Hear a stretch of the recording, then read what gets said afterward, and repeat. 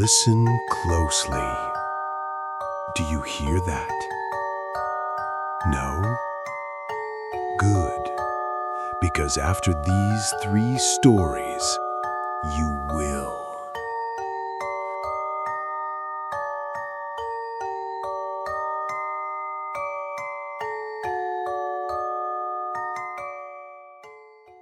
This happened to me long ago, but I can still recall that day as clear as day.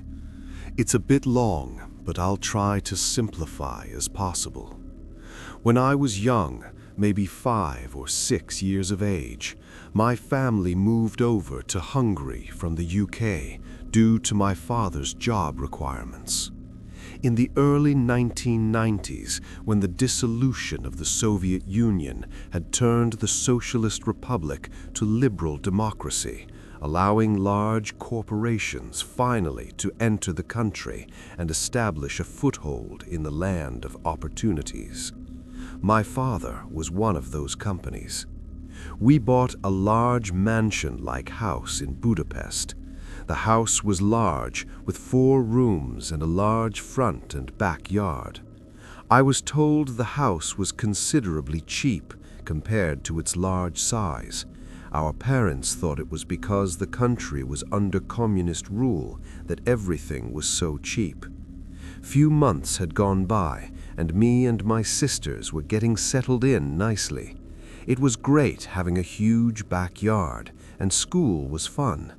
We were sent to one of those newly established American international schools, the ones that have Christian backings. Anyway, I was not really into religion and found the teachings of the Bible boring at most, but at least the hamburgers and pizzas were cheap. More weeks went by, and we were now completely at home in our new house. But then, things got weird really fast. I shared my room upstairs with my sister, and we would talk ourselves to sleep every night. But one night, we were both really tired from some vigorous backyard playing, so we fell asleep almost instantly that night. I was woken in the middle of the night looking for a glass of water. As I awoke, I took a glimpse towards my sister's bed that was on the other side of the room. Then I saw it. In the dark room, on her bed, my sister was sitting up. I couldn't see her properly, only her shadowy silhouette. Before I could say anything to her, she lay back down. But it wasn't a normal laying down. She just slammed into her bed like you would when you're frustrated. Odd, I thought, but didn't give much thought to it. My need for a glass of water was a higher priority. But just before I got up from my bed, I saw her sit up again. She just sprung up. It was too weird and I froze. Then she slammed herself back down into her bed and then sprung up and again slammed down into her bed again and again. The bed shook, making squeaky noises every time she slammed into her bed. I couldn't move, couldn't breathe. I just lay still in my bed looking at my sister's shadow just sit up and lay down again. I don't know how long it had been, seemed like hours, but she stopped. She sat there very still. Dark silhouette now seemed even darker and black. Then she slowly turned her head towards my bed. So I shut my eyes as hard as I could, hoping that this was all a bad dream. Moments pass, and I muster the strength to open my eyes. I looked towards to my sister's bed and was met with a dark, blacked-out face fully turned towards me. Panic started to set in, my heart pounding mad, and I wanted to scream, but my mouth was frozen shut by fear. Cold sweat built up, and silence filled the room. Fear was overwhelming, and I couldn't stand it. I had to do something, because I thought I would suffocate at this rate. I don't know where I got the strength to do so, but I rushed out of my bed and ran towards her. I came up to my sister so fast, but the next minute I saw my sister laying down in her bed, fast asleep. the dark shadow gone like mist. I frantically shook her awake. My sister woke to my cries and shaking, confused and still half asleep. I told her what I saw and that we should probably make our way to our parents' room. But my sister laughed it off, saying it's not funny and she doesn't believe in supernatural stories. I had no choice but to go back to bed, as I wasn't about to let anything happen to my little sister. That night I couldn't sleep and watched my sister through the rest of the night. Thankfully, nothing happened through the rest of the night, but I couldn't shake off that eerie feeling that something was amiss. After that night, everything seemed out of place. The house that we were comfortable to run around in didn't look the same. There was something about it that gave me the creeps, and soon I was nagging my parents to move out. Of course, they just shrugged it off and said I watched too much sci-fi and horror movies, and they were getting to my head. Days pass, and I was losing sight about the eerie feeling of the house. Life seemed to fall back into place, and I almost forgot about that incident. But they were far from over.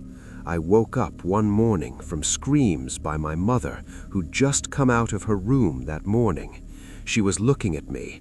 I was hanging from the side of the second-floor staircase, upside down like a bat. As soon as I came to my senses, my legs gave away, and I would have fell head first, if not from my father, who had rushed out, hearing my mother's screams. My father grabbed hold of my legs just as they were giving away. I was diagnosed of somnambulism, or sleepwalking. The doctor said it was common in children and attributed them to sleeplessness and nightmares. My parents banned me from watching horror movies or any kind of contents that may fuel my nightmares. But after that day, I kept on sleepwalking and every time would wake up hanging upside down from something. My parents were highly religious and became worried about it. Talk of exorcism and demonic possession were quickly brought up, and I remember a priest visited us not long after. The priest first visited our room. He was in there for a good hour, cautioning us not to enter until he deemed it safe. When he came out, there was an uneasy expression on his face. He started looking around and muttering something, maybe Latin, I wasn't sure. Then he eventually made his way downstairs again. Then he stopped and looked up at the ceiling. He was standing looking up at the ceiling with a face expression that chilled me. Something about his expression just said supernatural. The ceiling was located right beneath where our room was. Then he motioned my parents over and spoke to them for some time. My parents' faces turned white, and we all moved out and rented a hotel room that day. The next day, my parents hired construction workers to tear down the ceiling located under our bedroom. They found a small trapdoor in the ceiling, and when they opened it, they found a small bag of bones from some small animal, maybe chicken or something. But also inside the small compartment, there was a small doll made of the same bones from the bag, hanging by a small thread upside down. Needless to say, my parents sold the house, and we moved out immediately. We stayed in Hungary for another year, and after that returned to the UK. My parents' religious belief and faith had tripled after that. As for me, I had strayed alien to Christianity. I'm not an atheist, and I still believe in God and all, but churches make me uneasy for some reason. I stopped going when I entered college and never been to one ever since, but that incident in Hungary had stopped me from not believing altogether. Something supernatural walks among us on this plane of existence, I'm sure of that. My recent encounters have also led me to believe in the supernatural, but that is for another story. Hi, Scene/Done here. I've posted this story before on another community, if you've read it somewhere before. Thought I'd give it a larger audience to read. Thank you for reading.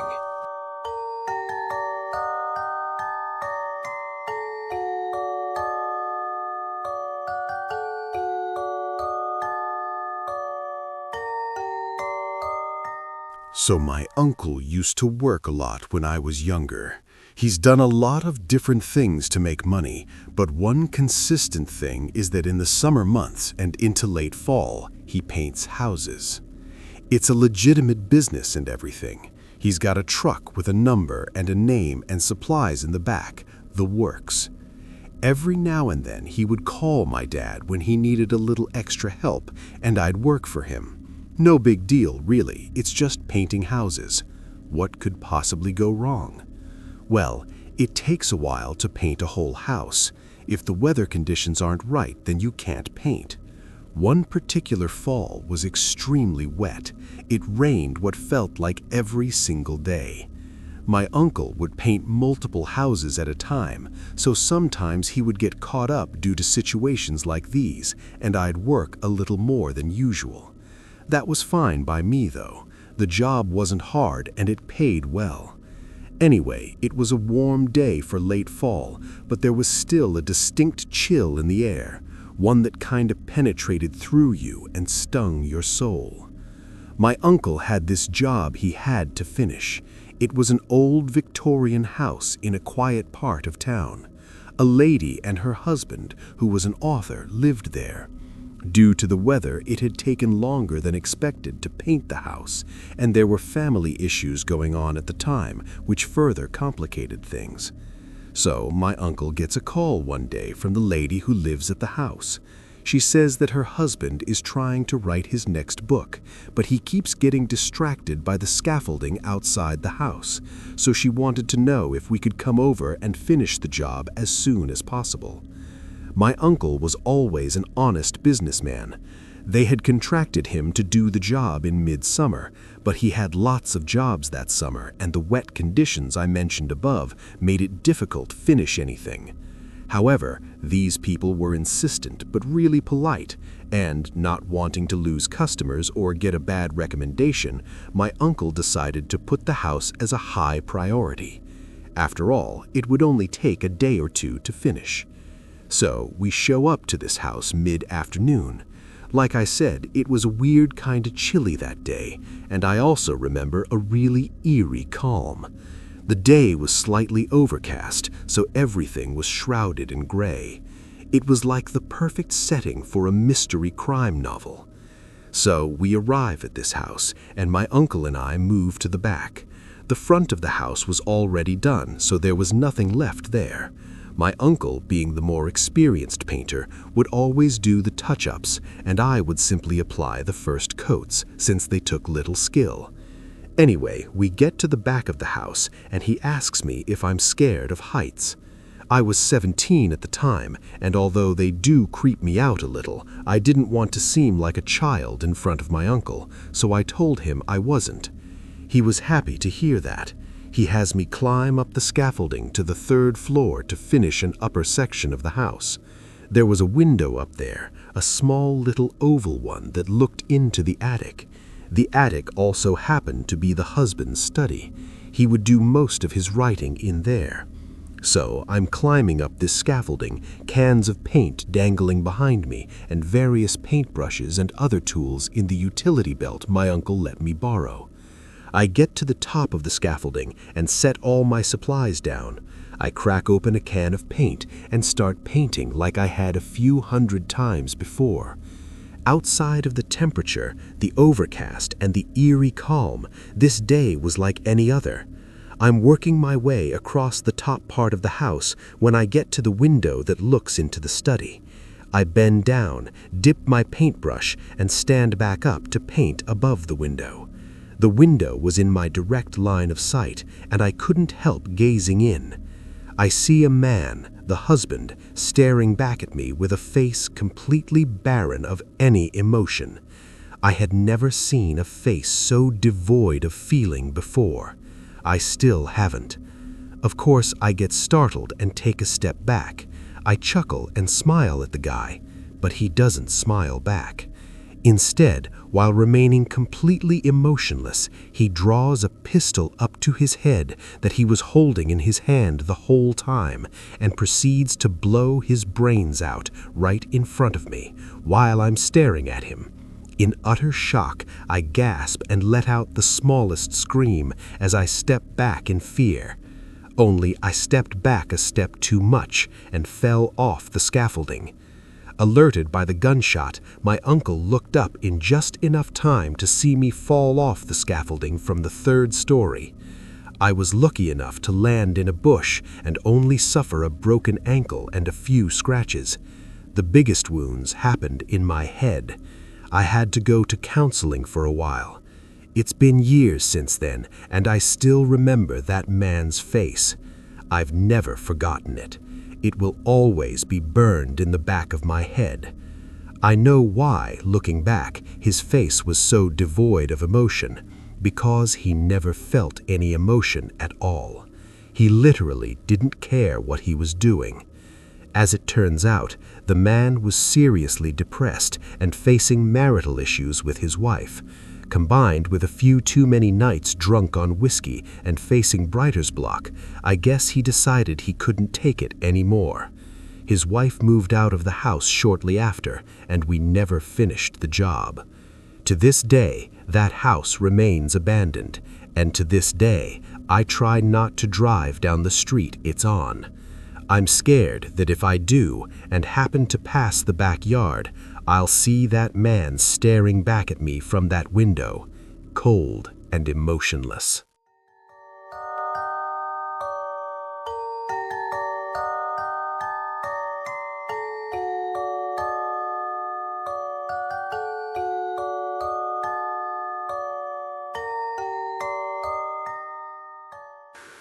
When I was about 13 or 14, I lived on a farm in Annecy. This wasn't a regular farm that you would expect with fields full of beans. It was actually a pine tree harvestery. Pine needles are a big landscaping commodity, and so we lived basically in the woods and would bale the pine straw every year. Whatever. The point is that my house was in the middle of 550 acres of perfectly lined longleaf pines. My living room had a huge picture window. I won't go into the architecture of the house, but it was a weird custom job built by some dentist in the 30s. The window in the living room stretched nearly the entire length of the room, maybe 50 feet. The house was built on a subtle hill, so the living room itself sat 5 or 6 feet off the ground, so you had something of an angle to look out at a solid mile of pine trees. During the winter, it was unsettling because you'd get just a bit of snow, enough to reflect moonlight so that you could see the dogs running around at night. I'll be honest, I hated that room and that window. So now to the relevant part. I had a cousin over for the weekend, and we were doing what kids do in the country, throwing stuff in the fireplace to see what happens.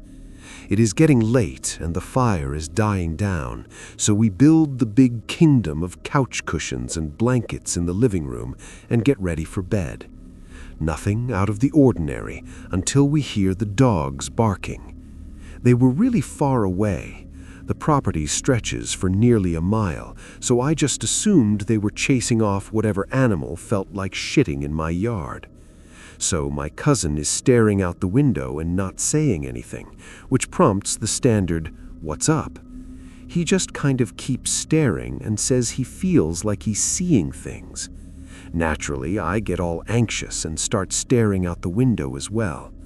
Nothing happens for a few minutes, and he gets more and more annoyed with me because I'm asking what he saw. He keeps shushing me so that he can focus. And then we both see it. A shadow of a person moves from one tree to the next. Not a run, not a leap, just a brisk walk from one tree to another. This is probably 100 yards out from the house.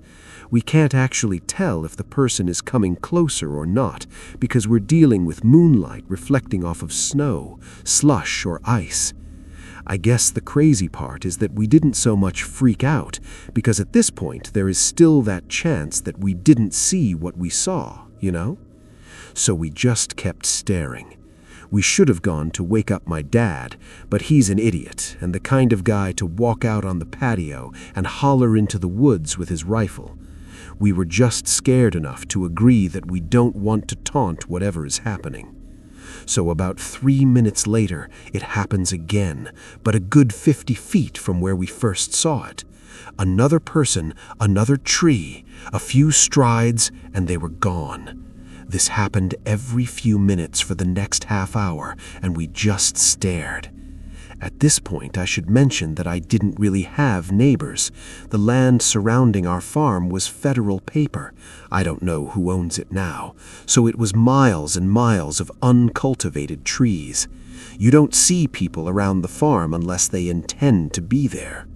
So we keep watching as these two figures intermittently appear and vanish until finally we see one appear, but not disappear. Instead, we focus in on it and see that it is now running forward. We lose our shit and go wake up my dad. By the time we get into the room with my half-awake father, there is no one to be seen. We sprint around, locking doors and windows. Keep in mind that we're out in the country with no one around. It rarely occurs to lock doors. Every door was worse than the last, because you just know that as soon as you reach the door, someone is going to be trying to open it, although that never happened. We locked everything up, walked around the house at least 50 times, making sure no one got in without us knowing, and then convinced my dad to fall asleep in the living room with us while we stared out the window. I never understood why my dad wouldn't call the police. He always had this "we take care of our own" mentality, and it simply wasn't an option to call 911. The next day we went out to look, and absolutely there were prints everywhere in the snow. We saw them between trees, and then we finally saw where someone had been standing right in front of the window. But as I said, I wouldn't have seen them, because while I'm 7 feet up in the living room, they would have been right beneath me.